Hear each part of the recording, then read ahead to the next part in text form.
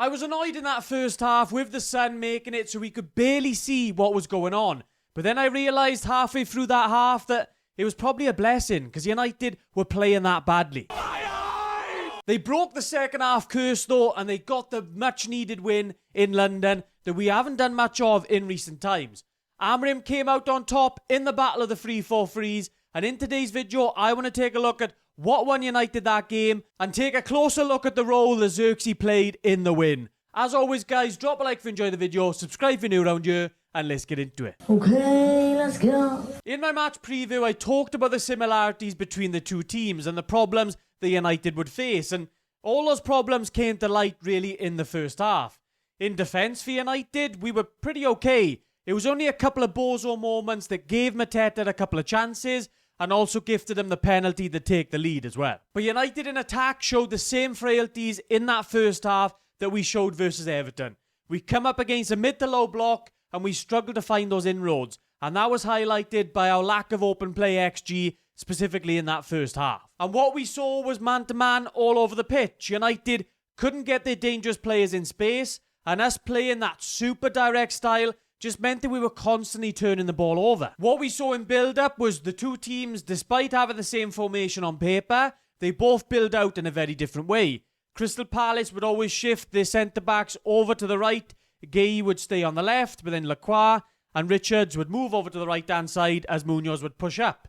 So then Crystal Palace then, you're not having that centre-back inverting. Instead, you're shifting one over. Obviously, what we normally see with United, you're always having De Ligt pushing up into that midfield space, and then the rest of the back line then can pretty much stay where it is. But neither team really had a lot of success in build-up. Palace only really did it when Mateta was able to hold the ball up. Similarly with United, unless it was one of the number 10s or Zirkzee, we just couldn't really sustainably get out of our own half. And specifically with United, these were the problems we were facing. De Ligt pushing up in the midfield. Lamens goes short as United are trying to play out. Yoro goes into Mbuemo, and these are the sort of problems you're facing. Mbuemo coming up against three Palace players. Palace can win that ball back, then you've automatically then got the ball in dangerous areas. It was these sort of constant issues for United in build-up that plagued us throughout this game, and they continue to plague us under the Amorim reign. And then I talked about United being super direct as well, and this was a prime instance of it.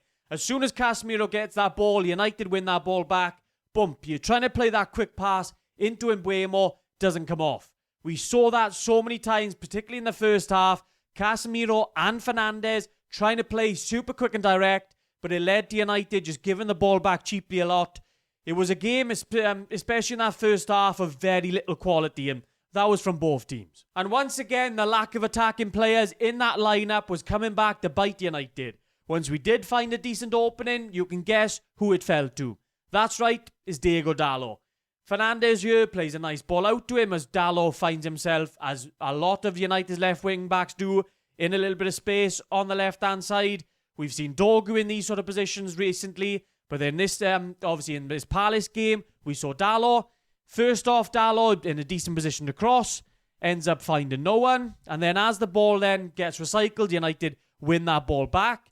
Fernandes plays the ball out again to, who you guessed it, Diogo Dalot. He's in space here, he's got obviously a couple of options. Palace is starting to retreat a little bit.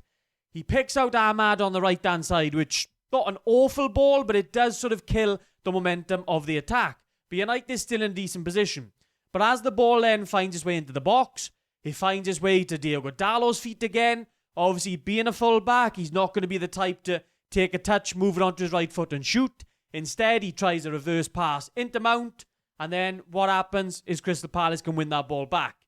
These constant issues of United playing these full-backs in the wing-back areas is biting United every single game. But we're still yet to see Amorim make a real change of that. And it's a good job United got that lead in the second half, as the attacking options on the bench, there's not really much to change the game there either. And what changed in that second half then? Well, not a lot really. Zirkzee got that goal out of nowhere, and that did really change the momentum of the game.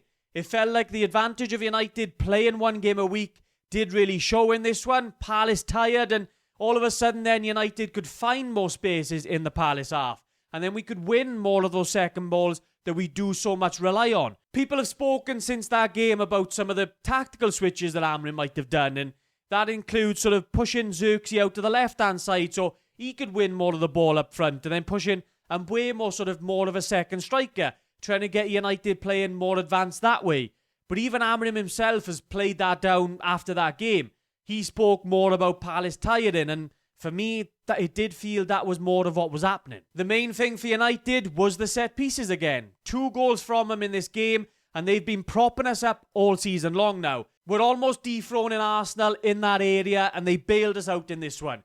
Even in that second half, when we were much improved, United created very little from open play. So we needed those set pieces. Once United got the lead, the tables were turned. United could go into that 5-4-1 block, with Palace then having their wing-backs providing the width in attack.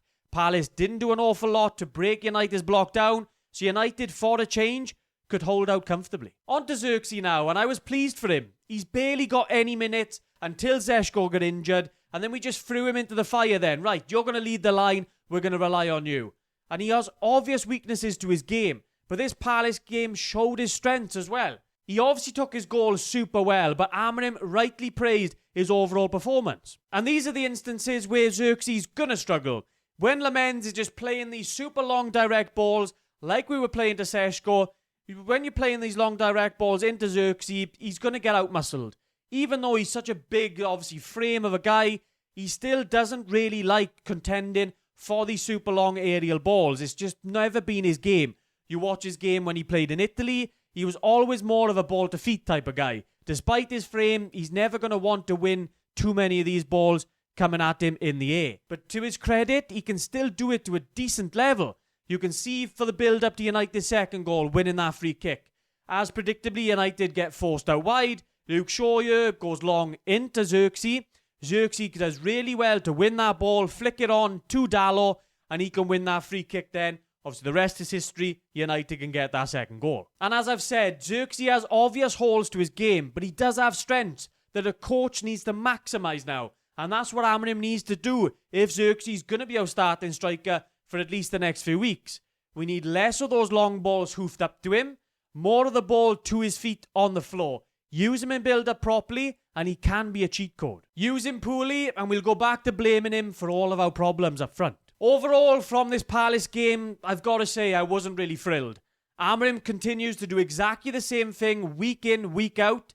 And United will always challenge in games. We've got a very good squad, I keep saying that. United should be challenging for the Champions League places now. Obviously, we're in a decent enough position.